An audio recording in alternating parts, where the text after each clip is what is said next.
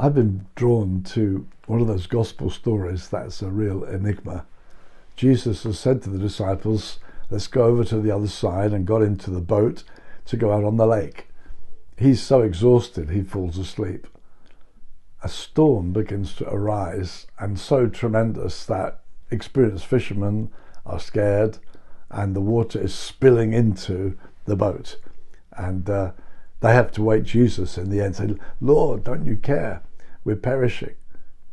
And he deals with the storm. But then he turns to them and says, why were you afraid?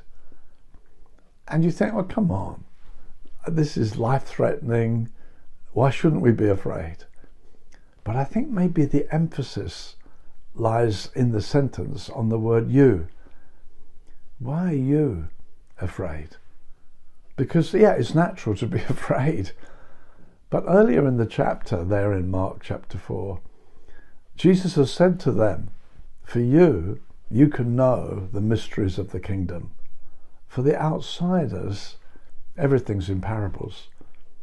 So Jesus is distinguishing between those who know, those who understand, those who know him, and outsiders who don't understand. And so in the middle of the storm, he's saying to them, why are you afraid? Because I said to you, let's go over to the other side. I didn't say, let's go down to the bottom of the lake. I spoke to you. I said, we're going. Why are you afraid? Don't you know me now? Knowing me should change your attitude. Yes, of course, to the natural man, it's scary. That reminded me, as I thought of that, of something that Paul says in 1 Corinthians in chapter 3, when he's talking about party spirit and bad attitudes. And he says this, while you're doing this, you're acting like mere men. There it is again, that distinction. You're Christians, but you're acting like mere men. But aren't we mere men? No, you're not. You're not mere men. I expect something different from you. That's what Paul is saying. You're just like ordinary people. Ordinary people are scared in storms. Ordinary people get into silly party spirit arguments. But you're not.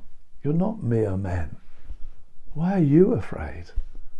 Because the things you know change everything.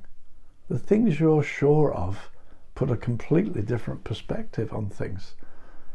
So, beloved, let's not copy the fears around us, the anxiety, the anger, party spirit.